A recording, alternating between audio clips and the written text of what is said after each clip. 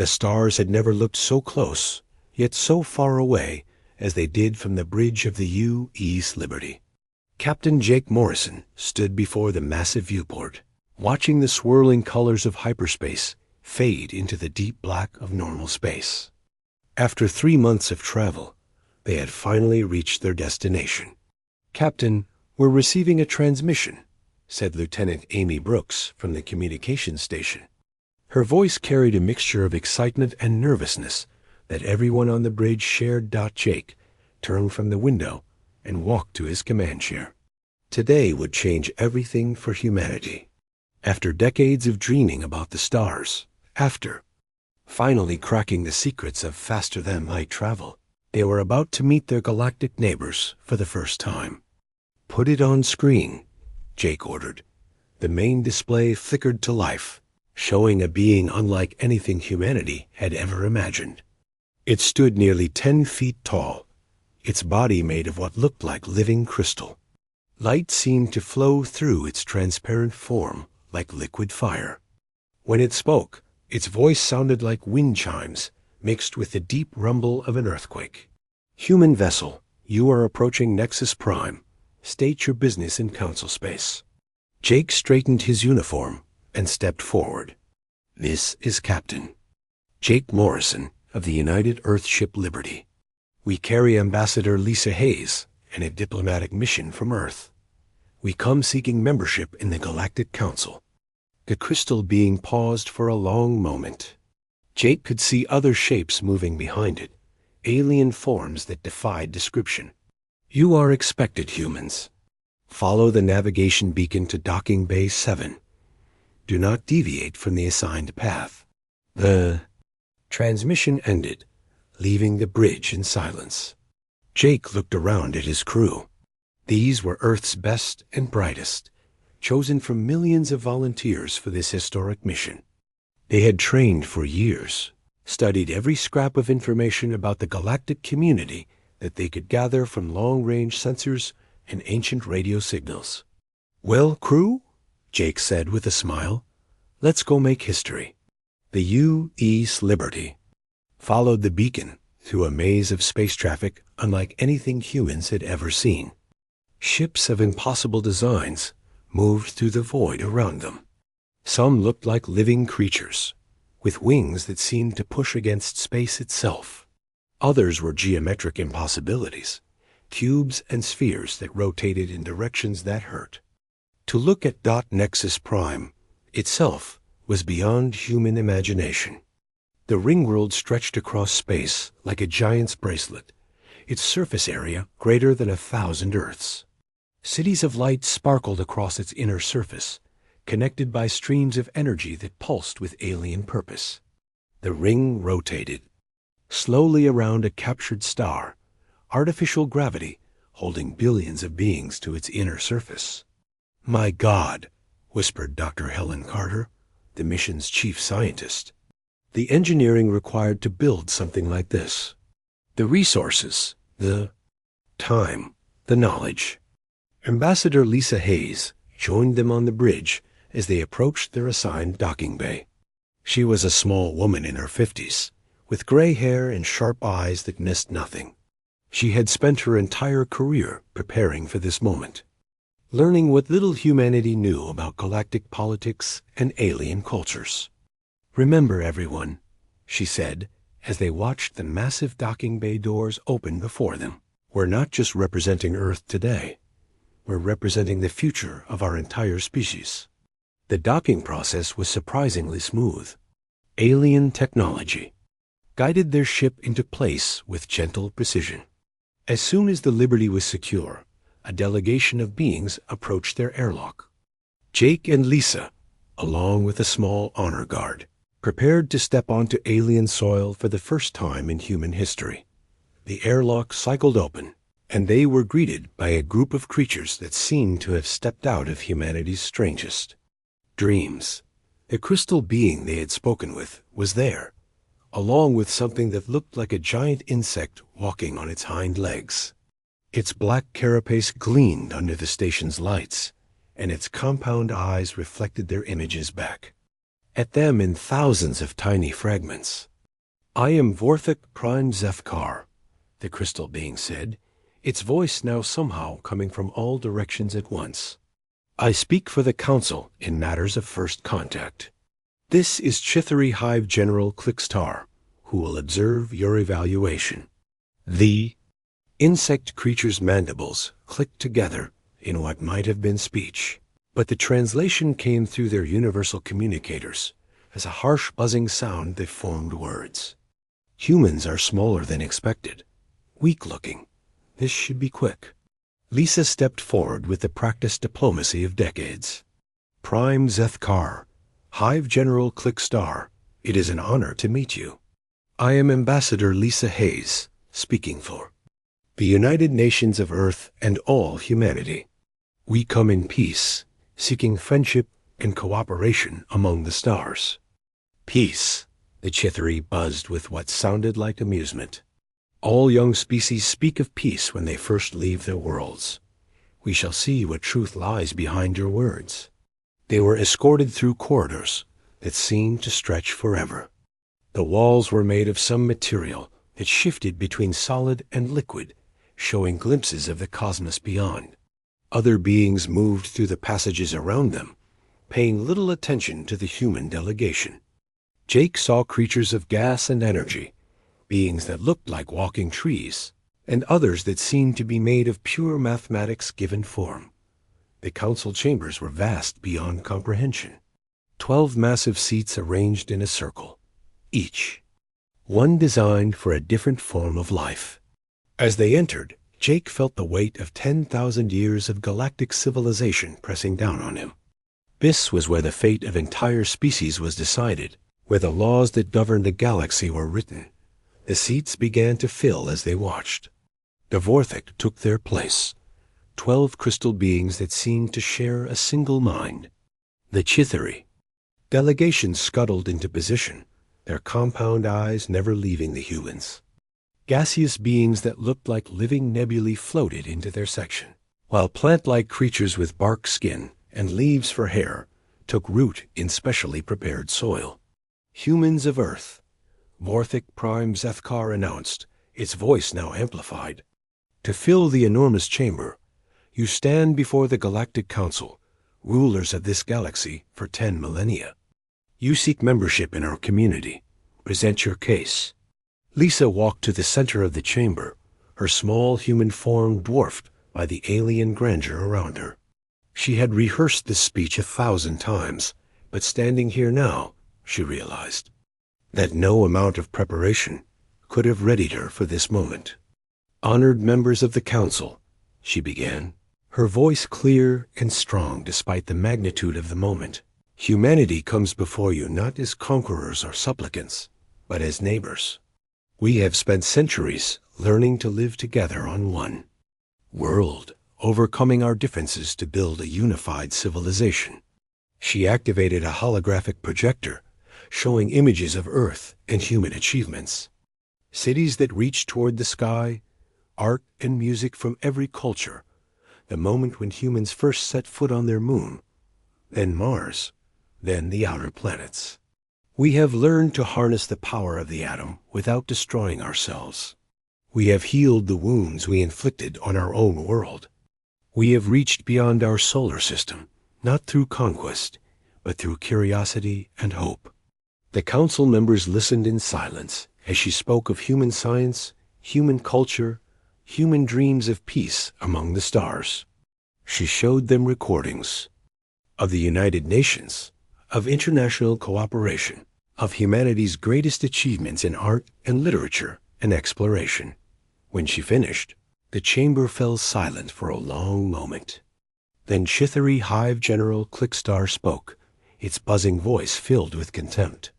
"The Council has reviewed your species' history, humans. You speak of peace, yet your records show nothing but war. You speak of unity, yet you have spent millennia killing each other over invisible lines on maps. You speak of protecting your world, yet you nearly destroyed it through greed and ignorance." Other council members began to speak, their voices creating a chorus of alien languages that the translators struggled to keep up with. The plant-like Verdani spoke of humanity's destruction of forests. The aquatic pelagics condemned human pollution of the oceans. The gaseous nebulans questioned whether a species that had only recently achieved spaceflight could possibly be ready for galactic citizenship. Lisa tried to respond, to explain how humanity had grown and changed, but her words were lost in the seething tide of alien condemnation. Jake felt his heart sinking as he realized that this was not a trial or an evaluation. This was a judgment that had already been made. Vorthik Prime Zethkar raised one crystalline hand, and the chamber fell silent. The 12 crystal beings seemed to confer among themselves without words, light flowing between them in patterns too complex for human eyes to follow. Finally, the Prime spoke, its voice now cold and final. The Galactic Council has reached its decision. Humanity is deemed too primitive, too violent, and too dangerous for membership in galactic civilization. You are hereby banished to your home system. Any attempt to leave the Sol system will be met with immediate extermination. The words hit Jake like a physical blow.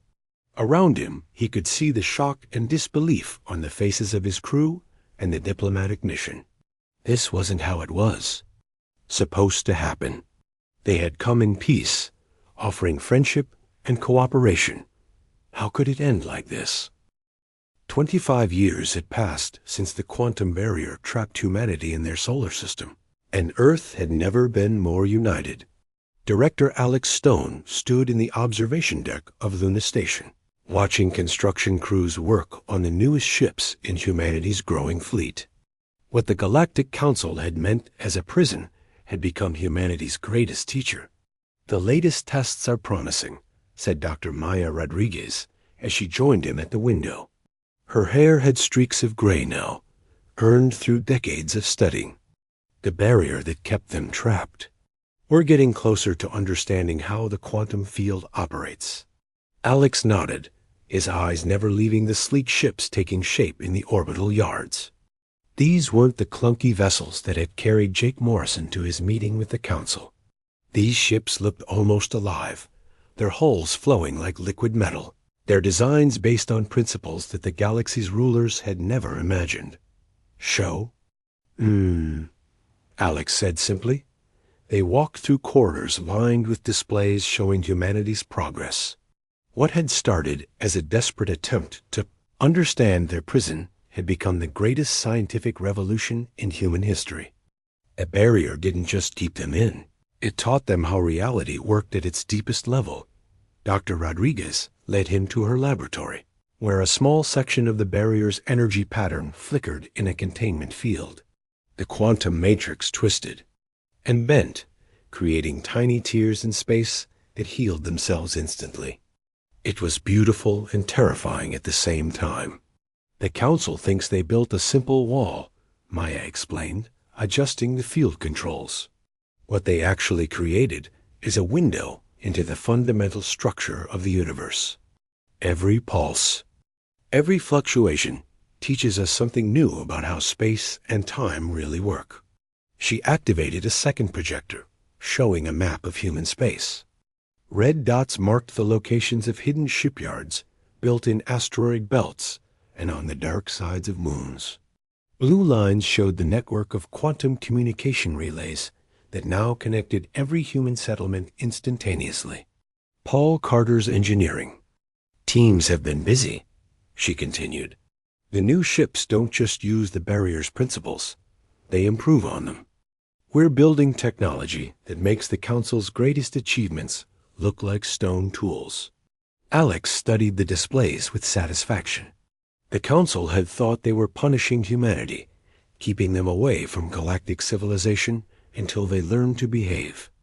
Instead, they had given humanity the time and motivation to evolve beyond anything the galaxy had ever seen. What about the phase drive tests? He asked. Maya's face lit up with excitement. Commander Rachel Torres completed another run yesterday. She was outside the barrier for almost an hour this time. The quantum phase technology lets us slip between the barrier's layers without actually breaking it. She brought up footage from the test flight. The small scout ship seemed to fade from existence, becoming translucent before disappearing entirely. Sensor readings showed it passing through the barrier as if it wasn't there, emerging into open space beyond humanity's prison. More importantly, Maya continued, we're learning about what's really happening out there. The Council lied to us about everything. The next set of images made Alex's jaw tighten with anger.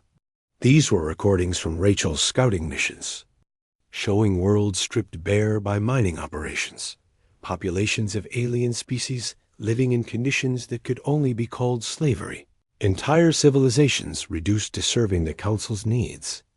The Kelvari homeworld, Maya said, pointing to one particularly disturbing image. They were spacefaring when humans were still using stone tools. Now look at them. The footage showed beings that looked almost human, but with silver skin and large eyes. They worked in massive mining pits under the supervision of Chithri overseers, their movements slow and defeated. Their cities had been reduced to simple barracks, their culture apparently erased. How many species are suffering like this? Alex asked. From what we can tell, dozens, maybe hundreds. The Council maintains power through fear and superior technology. They crush anyone who shows signs of independence or innovation. Alex turned away from the displays, his mind racing. Humanity's banishment was starting to look less like punishment and more like the best thing that had ever happened to them. While the Council thought they were safely contained, humanity was developing capabilities that would make their former rulers look like primitives. Sir? Came a voice from the laboratory's entrance. It was Ben Torres, who had been promoted to Admiral after reorganizing humanity's military forces. His face carried the kind of expression that meant important news. What is it, Ben? Alex asked. We've had a breakthrough with the stealth technology. Dr. Kim, Walsh's team figured out how to extend the phase fields around entire ships. We can make our vessels invisible to any sensors the Council uses. Admiral Torres activated a wall display showing test footage from the outer system. A full-sized frigate seemed to dissolve into nothingness, completely undetectable, even though it was, moving at high speed past sensor arrays. The quantum phase field doesn't just hide us from their sensors, Torres continued. It makes us invisible to their understanding of physics. To them, we simply won't exist until we choose to reveal ourselves. Alex felt a smile spreading across his face. How long until we can outfit the entire fleet? 6 months for the first squadron. 2 years for everything we've built so far. But there's more. Torres brought up another display, this one showing ships unlike anything humanity had built before. They were sleek and organic, their hulls seeming to bend light around them. They moved without visible engines, turning and accelerating in ways that defied conventional physics. We call them ghost ships, Torres explained. They use the quantum principles Maya's team discovered to move through folded space. They can appear anywhere instantly, phase through solid matter, and their weapons work by manipulating the target's molecular structure. Dr. Paul Carter joined them, his engineering uniform marked with the stains of honest work. The first prototype is ready for testing. We built it in the shadow of Pluto, where the Council's surveillance sweeps can't detect it. Alex looked around at his team. These were the people who had refused to accept defeat, who had turned humanity's prison into a laboratory for revolution. Maya with her understanding of quantum physics, Torres with his strategic mind, Carter with his engineering genius, and dozens of others working in secret across the solar system. When do we test it? Alex asked. Tomorrow, Carter replied. Commander Danny Wright has volunteered to pilot the first mission. If everything works as planned, he'll be the first human to leave the solar system undetected since the barrier went. The next day, Alex stood in the control room deep beneath Luna's surface, watching displays that showed the most advanced spacecraft humanity had ever built. The TFS Defiance looked more like a work of art than a machine of war. Its hull, shifting between visibility and transparency as the phase fields activated. "All systems green," reported Wright from the pilot's seat. His voice came through quantum communication links that the Council couldn't intercept. "Beginning phase transition now." On the displays, the Defiance began to fade from normal space. Unlike the crude phase drives of the early tests, this ship didn't struggle against the barrier. It simply stepped sideways into a dimension where the barrier didn't exist, emerging beyond humanity's prison as easily as walking through a doorway. "I'm through," Wright reported, his voice calm despite making history. "The barrier doesn't even. Register my presence. To the Council sensors, I'm not here." For the next 3 hours, Wright conducted reconnaissance missions that revealed the true scope of the Council's oppression. He watched Chithari warships patrol trade routes, collecting tribute from merchant vessels. He observed Council science ships strip mining asteroids and systems that belonged to younger species. Most importantly, he detected something the Council had tried to hide. There are other species out here developing their own resistance movements, Wright reported. The pelagics have hidden shipyards in their ocean worlds. The Verdani are growing weapons from modified plant matter. The Council's grip isn't as strong as they pretend. When the Defiance returned to human space, Alex knew that everything had changed. Humanity was no longer trapped victims waiting for freedom. They were the galaxy's best-kept secret, a force that could strike anywhere without warning. "Begin full production of the Ghost Fleet," Alex ordered, "and start reaching out to the resistance movements Wright detected. It's time the galaxy learned what happens when you try to cage the human spirit." Dr. Rodriguez looked up from her quantum analysis station. "What about the Council? They'll eventually notice that something has changed." Alex smiled, the expression of a man who had spent 25 years planning for this moment. "Let them notice. By the time they realize what we've become, it will be too late to stop us." Outside Luna Station, the first squadron of ghost ships began their maiden voyage into a galaxy that had no idea what was coming. The Council had banished humanity to protect their empire, but they had actually created the force that would bring their reign to an end. The stars themselves seemed to whisper of the changes coming to the galaxy, changes that would begin with humanity's return to the true cosmic community they had been denied. The quantum barrier around Earth's solar system flickered once, then died completely. For 50 years it had trapped humanity in cosmic isolation, and now it simply vanished as if it had never existed. Deep in the Council chambers on Nexus Prime, alarms began to sound for the first time in centuries. Admiral Susan Blake stood on the bridge of the TFS Liberation, watching long-range sensors as Council ships rushed toward the Sol system.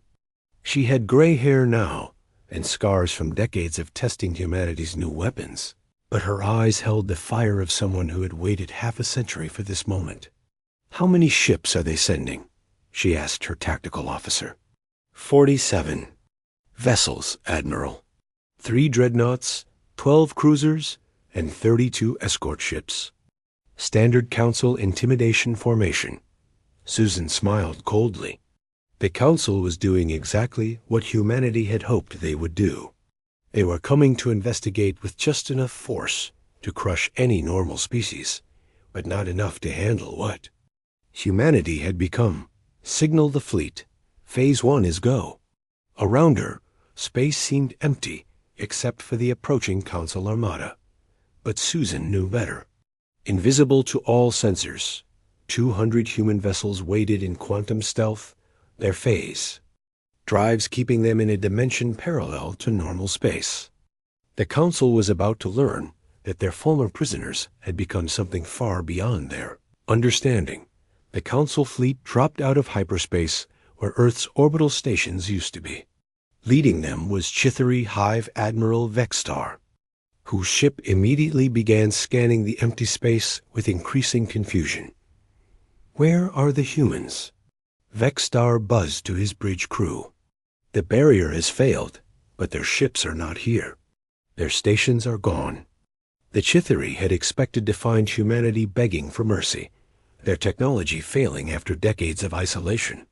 Instead, they found nothing but empty space and a few automated mining platforms that seemed to be operating normally. "Sir?" called out one of the sensor operators.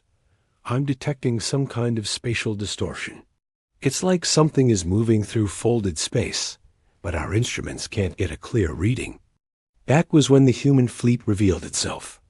The TFS Liberation materialized first, its sleek hull seeming to step out of nothingness itself. Then came the rest of the Ghost Fleet, 200 ships that appeared around the Council Armada like phantoms emerging from a dream. Their hulls shifted and flowed, bending light around them even as they became visible. Vexstar's compound eyes clicked in shock as he stared at vessels that defied everything the Council knew about physics. These ships moved without visible engines, their hulls seeming to exist in multiple dimensions at once. They were beautiful and terrifying, like living creatures made of metal and energy. "Council vessels." Admiral Blake's voice came across all frequencies, calm and utterly confident. "This is Admiral Susan Blake of the Terran Commonwealth Fleet. You are trespassing in human space. State your business or leave immediately." Vexstar recovered from his initial shock and activated his ship's weapon systems. The other Council vessels followed his lead, their energy cannons charging with the deadly hum of advanced technology. "Humans." He buzzed back. "You were banished from galactic space for good reason. Your primitive species is not welcome among civilized beings. Surrender immediately or face the consequences." Susan's laugh echoed across the communication channels. "Primitive? Admiral, I think you need to update your files." She nodded to Captain Danny Wright, whose ship, the TFS Defiance, had been chosen. For the first demonstration, Wright's vessel seemed to fold in on itself, becoming a point of twisted light that moved faster than thought itself. The Defiance appeared inside the Council formation, passing through the shields of 3 dreadnoughts, as if they were made of air. But instead of firing weapons, Wright activated something the Council had never seen before. Quantum disruptors sent waves of energy that didn't destroy the enemy ships, but made them forget how their own technology worked. The mighty Council dreadnoughts simply stopped functioning. Their engines went silent, their weapons powered down, and their life support systems switched to emergency backup. The ships were completely undamaged, but they might as well have been floating rocks for all the good their technology did them. "What did you do to our ships?" Vexstar demanded, his voice carrying the first hints of fear. "We reminded them that they're just collections of atoms held together by electromagnetic forces," Wright replied calmly.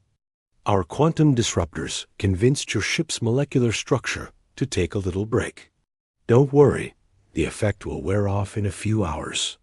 The remaining Council ships tried to retreat, but found their path blocked by more human vessels. These ships didn't threaten or attack. They simply waited with the patience of hunters who knew their prey had nowhere to run. "You have a choice," Admiral Blake announced. "Leave our space peacefully and report back to your Council what you've seen here, or we can demonstrate more of our capabilities. I assure you, the quantum disruptors are our gentlest weapon." Vexstar looked around at his disabled dreadnoughts and the impossible human ships surrounding his fleet. Everything he thought he knew about warfare had been turned upside down in a matter of minutes.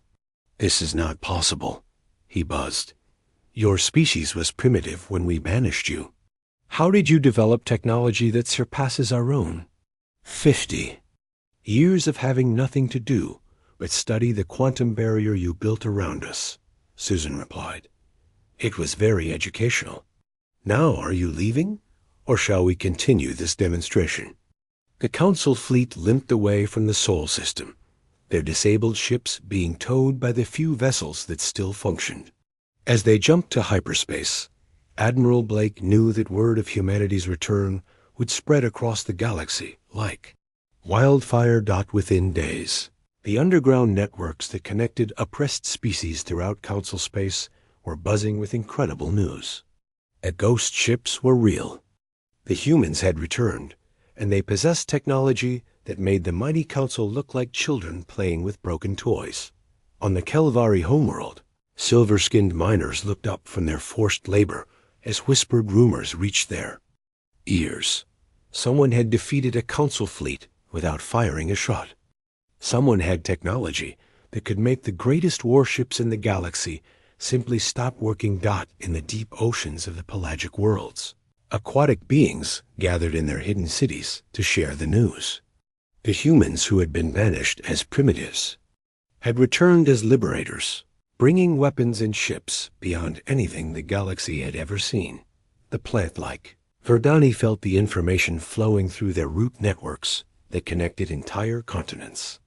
For the first time in millennia, there was hope that the Council's reign of terror might come to an end. Director Emma Foster, who had taken over leadership of humanity after Alex Stone's retirement, sat in her office on Luna Station watching reports flood in from across the galaxy. Her communication screens showed messages from dozens of species, all asking the same question. Were the humans really back, and were they willing to help others fight for freedom? Admiral Blake, she said into her quantum communicator, "I think it's time for the next phase of our plan." Susan's voice came back immediately. "The liberation fleets are ready, Director. We have contact with resistance groups on 47 worlds. They're waiting for our signal." Emma looked out her window at the construction yards where humanity's most advanced ships were taking final form. These vessels made the Ghost Fleet look primitive by comparison. They were weapons of liberation designed not to destroy worlds, but to free them. "Send the message to every oppressed species in the galaxy," Emma ordered. "Tell them that humanity has returned, and we remember what it's like to be caged by those who think they're superior." A broadcast went out across quantum communication, networks that the Council couldn't detect or intercept.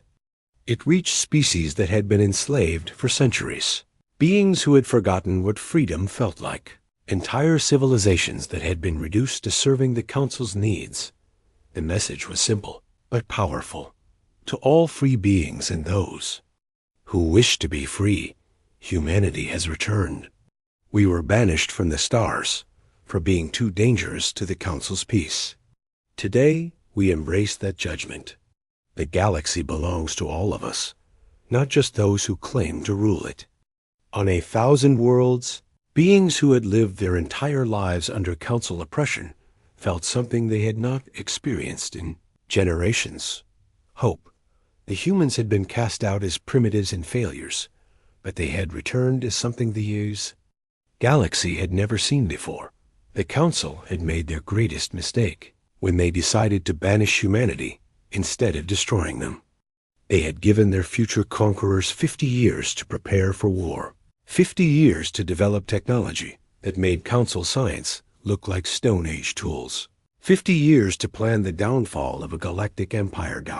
Now the real war was about to begin, and the Council was about to learn that sometimes the species you consider most dangerous are dangerous for very good reasons. Humanity had been judged unfit for galactic civilization, but they were about to show the galaxy what real civilization looked like. The stars themselves seemed to hold their breath as news of humanity's return spread to every corner of known space. The age of Council rule was ending, and something far better was about to take its place. The war that followed humanity's return was unlike anything the galaxy had ever seen. Captain Troy Anderson stood on the bridge of the TFS horizon, watching his tactical display as another Council stronghold fell to human forces. But this wasn't conquest through destruction. It was liberation through impossible technology. "Target acquired," reported his weapons officer. Chithari Fortress on Kepler Station is fully shielded and has 40 defensive platforms online. Troy nodded calmly. 3 months ago, such a fortress would have been considered impregnable. Today, it was just another obstacle to remove. Begin phase penetration. All ships, quantum jump to interior positions. The human fleet simply vanished from normal space and reappeared inside the station's shields. The Chithari defenders found themselves facing enemy ships that had somehow materialized in their most protected areas. Weapons already charged and ready. Surrender the station and release all Kelvari prisoners. Troy broadcast on all frequencies. You have 60 seconds to comply. The Chithari Fortress commander's response was predictable. Humans, you cannot have penetrated our defenses. This is some kind of trick. Troy smiled grimly. 45 seconds now. I suggest you hurry. When? The deadline passed. Troy nodded to his crew. The Horizon's quantum disruptors activated, but instead of simply disabling the station's technology, they did something far more precise. The weapons selectively shut down only the systems that kept the Kelvari prisoners locked in their cells, while leaving life support and communication intact. Throughout the station, silver-skinned beings who had been slaves for generations suddenly found their cell doors opening. The Chithari guards discovered that their weapons no longer functioned, while automated announcements in the Kelvari language told the prisoners exactly how to reach the evacuation shuttles. This is impossible. The fortress commander buzzed in frustrated confusion. Our systems are designed to prevent exactly this kind of selective shutdown. Your systems were designed by beings who think in 3 dimensions, Troy replied. We learned to think in 12. The prisoners are being evacuated now. Any attempt to harm them will result in the complete phase dissolution of your station. Within an hour, 3,000 Kelvari slaves were aboard human ships, free for the first time in their lives. The Chithari fortress remained intact but completely helpless, its weapons offline and its communications limited to local range. This pattern repeated itself across dozens of worlds as human liberation fleets struck with surgical precision. They didn't destroy council installations, they simply made them irrelevant. Slave camps found their security systems mysteriously failing, while transportation to freedom appeared as if by magic. Commander Sarah Mitchell led a different kind of mission to the Kelvari homeworld itself. Her ship, the TFS Justice, carried a cargo that would have seemed impossible just months earlier. Instead of weapons, she brought restoration. Beginning atmospheric processing, she reported to the Kelvari resistance leaders who had been fighting. The council occupation for decades. Our quantum restoration arrays are designed to undo environmental damage at the molecular level. The Kelvari leader, an elderly female named Zarathis, watched in amazement as human technology began reversing centuries of council strip mining. Toxic waste dumps were broken down into harmless elements. Poisoned rivers ran clean again. Dead soil came back to life as quantum fields restored its natural chemistry. How is this possible? Zarathis asked, her large eyes reflecting wonder and disbelief. The council told us the damage was permanent, that our world could never be healed. Sarah smiled as she watched the restoration progress on her displays. The council never learned to manipulate time at the quantum level. We can convince matter to remember what it used to be before the damage occurred.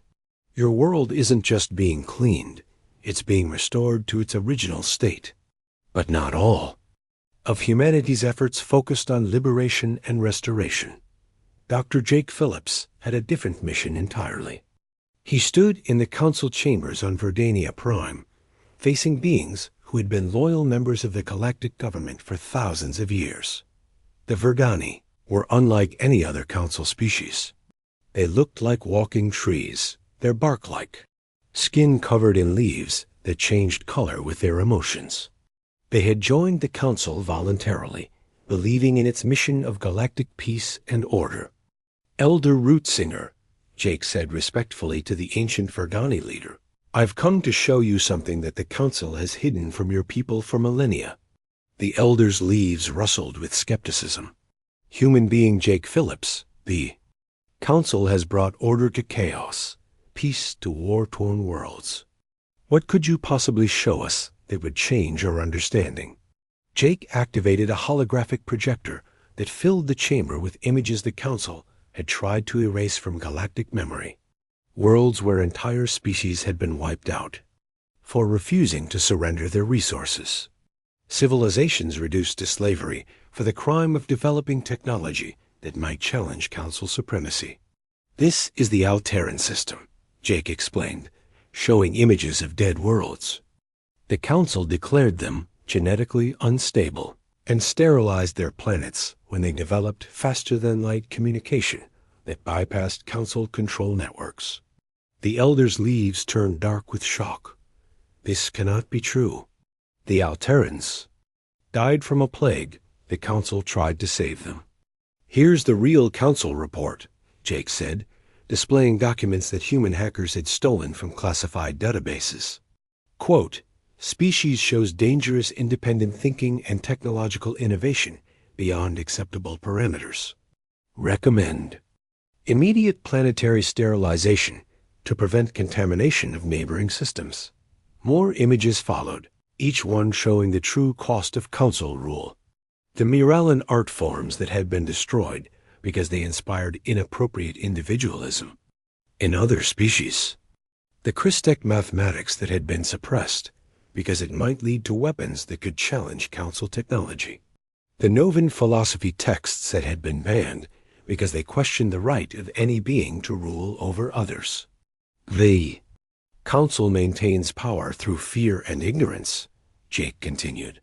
They destroy any species that might grow beyond their control. Your people have been used as legitimacy for a government that commits genocide as policy.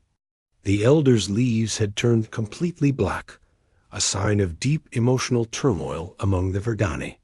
"If this is true, then we have been accomplices to crimes beyond imagination." "You didn't know," Jake said gently, "but now you do. The question is, what will you do with this knowledge?" The answer came 3 days later, when Verdania Prime officially withdrew from the Galactic Council. The loss of the Verdani, who had been the Council's moral authority for millennia, sent shockwaves throughout their territory. Other member species began demanding to see the classified files that humans had revealed. The Pelagics discovered that their ocean worlds had been secretly poisoned to keep their population manageable. The Nebulans learned that their gaseous forms had been genetically modified to make them dependent on Council-produced atmosphere processors. The real turning point came at the Battle of Helix Nebula. Admiral Kelly Brooks faced the Council's entire reserve fleet, commanded by the same Vorthic Prime who had originally banished humanity from the galaxy. "Human Admiral Brooks," the crystal being's voice rang across space, "you have committed acts of terrorism against lawful Council authority. Surrender now, and your species will be granted a quick extinction instead of the slow torture you deserve." Kelly's response was broadcast across the entire galaxy, reaching every world where beings struggled under Council oppression. "Prime Zethkar, we didn't come here to surrender. We came here to show the galaxy that you can be beaten." The Council fleet attacked with everything they had, weapons that could crack planets and shields that had never been penetrated. But Kelly had studied their tactics for decades, learning their patterns and weaknesses from captured data and refugee testimonies. Instead of fighting the Council fleet directly, she used the nebula itself as a weapon. Human quantum manipulation technology turned the swirling gases and cosmic dust into a massive gravitational lens, creating space-time distortions that disabled Council ships without destroying them. "Impossible," Prime Zethkar transmitted as his flagship found itself trapped in a pocket of twisted space-time. "No species possesses technology capable of manipulating stellar phenomena." "You're right," Kelly replied calmly. No council species does. But then again, we were never a council species, were we? The battle was broadcast live across quantum networks that reached every oppressed world in the galaxy. Beings who had lived their entire lives believing the council was invincible watched, their mighty fleet rendered helpless by weapons they couldn't understand or counter. Within hours of the battle's end, rebellions erupted on 1,000 worlds simultaneously. Species that had been conquered centuries ago remembered what freedom felt like. Slave populations overwhelmed their guards. Council governors found themselves facing angry mobs who no longer feared their authority. The council's response was swift and brutal. Unable to defeat humanity in open battle, they turned their weapons on civilian populations. The massacre at New Geneva Colony was meant to be a lesson to anyone who dared resist council authority. The final assault on Nexus Prime began with silence. Captain Ryan Hayes watched from the bridge of the TFS Retribution as the massive ringworld grew larger in the viewport, its surface covered with the lights of 1 trillion beings. This was the heart of council power, the seat of galactic government for 10,000 years, and it had never been successfully attacked. "Defensive grid is impressive," reported his tactical officer. 40,000 orbital platforms, each one capable of destroying a fleet. Energy shields that could stop a supernova. Gravitational anchors that prevent any ship from approaching. Faster than light. Ryan nodded calmly. The Council had spent millennia making Nexus Prime into an impregnable fortress, but they had built their defenses against conventional warfare. They had never imagined facing an enemy that could rewrite the laws of physics. "Begin Operation Starfall," he ordered. "All ships initiate quantum phase transition." Around him, the human fleet began to fade from normal space. 200 ships, including humanity's most advanced vessels, simply stepped sideways into parallel dimensions where the Council's defenses couldn't reach them. To the enemy sensors, the attacking fleet had just vanished completely. Deep within Nexus Prime, alarms screamed through the Council chambers as their most sophisticated detection systems registered impossible readings. The human fleet was there and not there, visible and invisible, present in dimensions that their science said couldn't exist. Prime Zeth Kar stood before the great crystal matrix that served as the Council's central command center, his translucent form pulsing with angry light. "How are they doing this?" he demanded. "Our sensors show them in 17 different locations simultaneously." Hive General Clickstar's mandibles clicked with frustration. "The humans are using some kind of multidimensional warfare. They exist in quantum states that our weapons cannot target." The first phase of the attack began when human ships materialized inside the defensive grid itself. The orbital platforms found enemy vessels appearing directly beside them, too close for their massive weapons to engage. But instead of destroying the platforms, the human ships did something far more elegant. Quantum disruptor fields convinced the orbital weapons that they were part of the same structure as Nexus Prime itself. The platform's targeting systems suddenly couldn't distinguish between the ringworld they were supposed to protect and the human ships they were supposed to destroy. Every shot they fired missed by precisely the amount needed to avoid hitting their own base. "The outer defenses are neutralized," reported Commander Lisa Kane from her position aboard the TFS Vengeance. "Enemy weapons are still functional, but can't target us without destroying themselves." Ryan smiled as he watched the Council's greatest fortress rendered helpless by technology they couldn't understand. Phase 2. Begin dimensional anchor deployment. The human ships released devices that looked like small crystals, but contained quantum fields more complex than anything the galaxy had ever seen. These anchors created pockets of folded space-time around Nexus Prime, cutting off all faster than light communication and travel. Within minutes, the ringworld was completely isolated from the rest of the galaxy. Council fleets rushing to defend their capital found themselves unable to reach it, trapped outside barriers of twisted space that made hyperspace travel impossible. "We're cut off," Hive General Clickstar reported, his voice carrying the first notes of panic. "No ships can reach us. No communications can get through. We're alone." Prime Zethkar's crystal form flickered with disbelief. "This is impossible. You cannot isolate an entire star system from galactic space. The energy requirements alone would exceed the output of a dozen suns." "Apparently the humans found a way," came the voice of Admiral Ben Torres as his ship materialized directly in front of the council chambers. The TFS Liberation was humanity's flagship, a vessel that seemed to exist in a state of constant flux. "Between dimensions. Prime Zethkar," Torres continued, his voice broadcast throughout the ring world, "I believe we have some unfinished business to discuss." The final phase of the assault was the most audacious of all. Instead of trying to fight through Nexus Prime's internal defenses, the human ships simply phased their boarding parties directly into the council chambers themselves. Director Emma Foster walked through walls that had been designed to stop any conceivable attack, her quantum phase suit allowing her to move through solid matter as if it were air. Behind her came a full honor guard of humanity's finest soldiers, their weapons capable of rewriting matter at the subatomic level. The council members who had banished humanity 50 years ago now found themselves face to face with what their former prisoners had become. Emma stood before the 12 great seats, where the galaxy's rulers had held court for millennia, her presence making the ancient chamber feel small and fragile.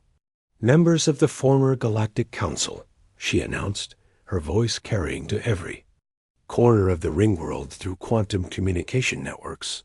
"I am Director Emma Foster of the Terran Commonwealth. You are hereby charged with crimes against galactic civilization." Prime Zethkar rose from his crystal throne, his form blazing with indignant energy. "You dare threaten the legitimate government of this galaxy? We brought order to chaos, peace to warfare, civilization to primitive species like your own." Emma's laugh echoed through the chamber. "Peace? You call genocide peace? You call slavery civilization? We've seen your classified files, Prime. We know about the Alterans, the Miralan, the Novan, and dozens of other species you exterminated for the crime of thinking for themselves." She activated a holographic projector that filled the chamber with evidence of the Council's crimes. Images of destroyed worlds, records of mass executions, documentation of the systematic suppression of any species that showed signs of independence or innovation. "For 10,000 years, you've ruled through fear and lies," Emma continued. "You've convinced the galaxy that your tyranny was necessary for peace, that your oppression was the price of order. Today, that ends." The other council members began to speak, their voices creating a cacophony of alien languages as they tried to justify their actions, to explain why their rule was necessary, to argue that without them the galaxy would fall. Into chaos. Emma raised her hand, and quantum fields silenced every voice except her own. "You have a choice. Dissolve the council voluntarily, release all enslaved species, and face trial for your crimes under the new galactic government.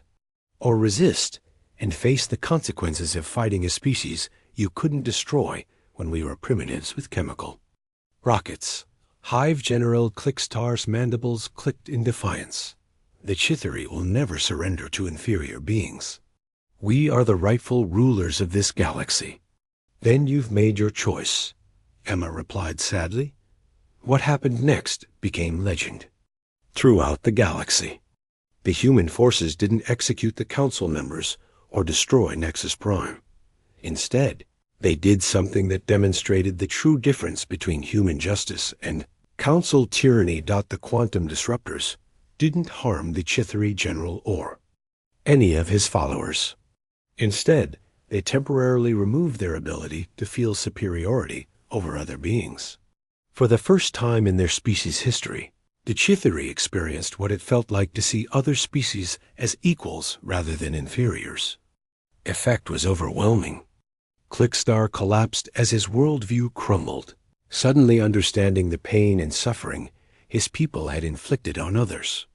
Around him, other Chithari who had served the council began to weep as they truly comprehended the cost of their actions. "This is impossible," Prime Zethkar whispered, his crystal form dimming with shock. "You cannot change the fundamental nature of a species' psychology." "We're not changing your nature," Emma explained gently. "We're just removing the mental blocks that prevent you from feeling empathy for others. The choice of what to do with that empathy is still yours." Some council members, faced with the full weight of their crimes, chose to surrender and face justice. Others, unable to accept what they had become, retreated to the galactic rim to live in exile. A few, like some of the Verdani, who had genuinely believed in the council's mission, asked to join the new government as equals rather than rulers. The formal dissolution of the Galactic Council took place in the same chamber where humanity had been banished 50 years earlier. Representatives from hundreds of species gathered to witness the birth of something new, the Galactic Commonwealth, where every species had an equal voice regardless of their technology or military power. Ambassador Lisa Hayes, now elderly, but still sharp, stood before the assembled delegates to deliver humanity's final message to the galaxy.